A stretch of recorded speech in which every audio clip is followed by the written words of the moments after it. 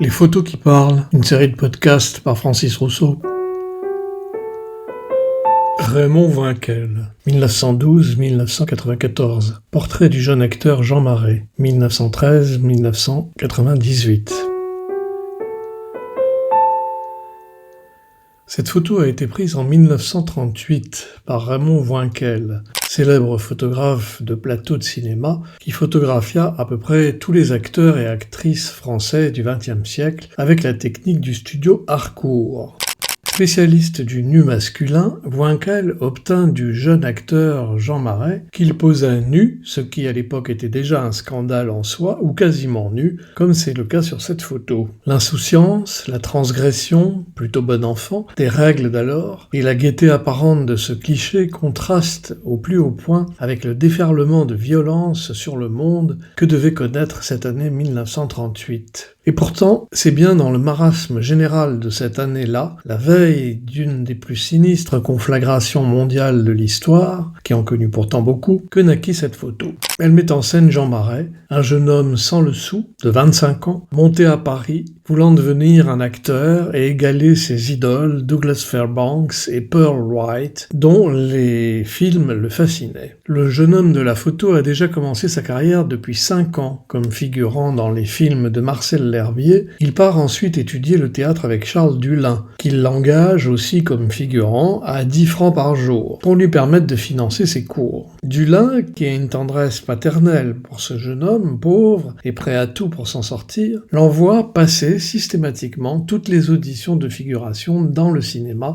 qui ont lieu à Paris à ce moment-là. Et c'est ainsi qu'en 1937, un an avant que cette photo ne soit prise donc, Jean Marais se rend à l'audition d'une nouvelle mise en scène d'Oedipe Roi de Jean Cocteau, qui est bien entendu présent. Immédiatement, c'est le coup de foudre. Bien que le dit coup de foudre s'entendait sans exclusivité puisque Cocteau, déjà opiumane avéré, continuait de vivre avec l'acteur Marcel Kill, rencontré en 1933, d'entretenir des relations parallèles avec un autre acteur, le bel Édouard Dermite, qu'il adopta officiellement d'ailleurs par la suite, et avec Panama Hall Brown, un boxeur dont il prit en charge la carrière entre 1935 et 1939, entre autres. Pour Jean Marais, par contre, la relation avec Cocteau se révéla déterminante et conditionna tout le reste de sa vie, et ce jusqu'au-delà du décès de Cocteau en 1963. Dans son autobiographie parue en 1973, Jean Marais écrivit « Je suis né 2 fois, le 11 décembre 1913 et ce jour de 1937, quand j'ai rencontré Jean Cocteau. » Le bonheur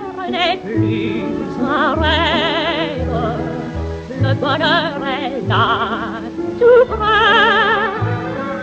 Dans mon cœur le jour se lève, mais la nuit s'intègre après. Marais ne cessa jamais d'aider Cocteau à lutter contre son addiction à l'opium. Carole Weisweiler, qui a bien connu les 2 Jean et qui fut très proche de Cocteau, a écrit « Jean Marais refusa d'entrer dans le cercle infernal de la drogue, révélant ainsi un trait constant de son caractère, son indépendance totale à l'égard de tous et de tout. » Jean Marais va dès 1937 devenir célèbre avec un rôle muet que lui donne Cocteau dans l'Oedipe Roi pour lequel il est venu auditionner. À peine vêtu de quelques bandelettes habilement disposées ici et là par une certaine Coco Chanel, il restera ainsi demi-nu, allongé à l'avant-scène pendant toute la représentation d'Oedipe Roi, toisant les spectateurs médusés pour ne pas dire hypnotisés.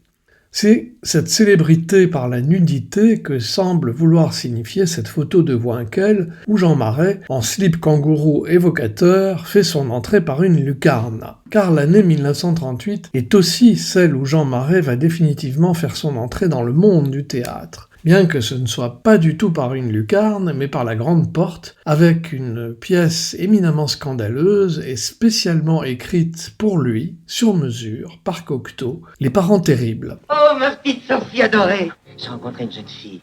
Tu l'adoreras. Riant, pleurant, criant, tapant du pied et du poing, se roulant par terre, l'interprétation presque punk avant la lettre de Jean Marais dans le rôle de Michel est un succès. Le rôle de ce jeune homme excessif, écrit exactement à l'image de ce qu'était Jean Marais, va lui apporter la reconnaissance de la profession théâtrale qui verra immédiatement en lui un grand acteur. Cette création en 1938 au Théâtre des Ambassadeurs eut un colossal succès. Plus d'1 million de francs de recettes en 40 jours, du jamais vu presque. Le ministre Jean Zay salua la naissance d'une grande œuvre classique, même la critique féroce avant-guerre fut séduite, à l'exception de Brasillac, qui traita l'œuvre d'ordure. La pièce ne cessa de faire scandale. Dans les années d'occupation nazie qui suivirent, elle connut à plusieurs reprises la censure et les fermetures des théâtres dans lesquels elle était jouée pour immoralité et incitation à la débauche.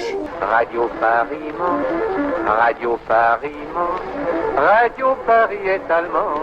Des condamnations qui furent bien pratiques après-guerre, soit dit en passant, pour exonérer Cocteau du rôle assez trouble qu'il joua malgré tout pendant l'occupation. Jean Marais, lui, entra en résistance dès qu'il apprit l'arrestation de Max Jacob par la Gestapo le 24 février 1944 et sa mort à Drancy moins d'1 mois plus tard. Après la Seconde Guerre mondiale, Les Parents Terribles furent repris plusieurs fois, et toujours avec le même succès. En Italie en 1945, dans une mise en scène de Luchino Visconti, en France en 1946, au Théâtre du Gymnase, avec Serge Reggiani dans le rôle de Michel, et enfin en 1977, mise en scène par Jean Marais lui-même, âgé de 64 ans, jouant alors le rôle de Georges, le père de Michel, rôle qu'il avait créé. Nous, acteurs, nous sommes des mensonges, puisque nous cherchons toujours à être un autre. Mais le mensonge que nous sommes recherche la vérité. Près de 10 ans après la création du rôle de Michel, en 1938, Jean Marais joua un autre rôle mythique qui assit définitivement sa célébrité, celui de la Bête dans La Belle et la Bête, porté au cinéma par Jean Cocteau, d'après un conte de fées remontant au IIe siècle de notre ère, et rendu célèbre au XVIIIe siècle par Jeanne-Marie le Prince de Beaumont. Gros plan, 12A, 3e.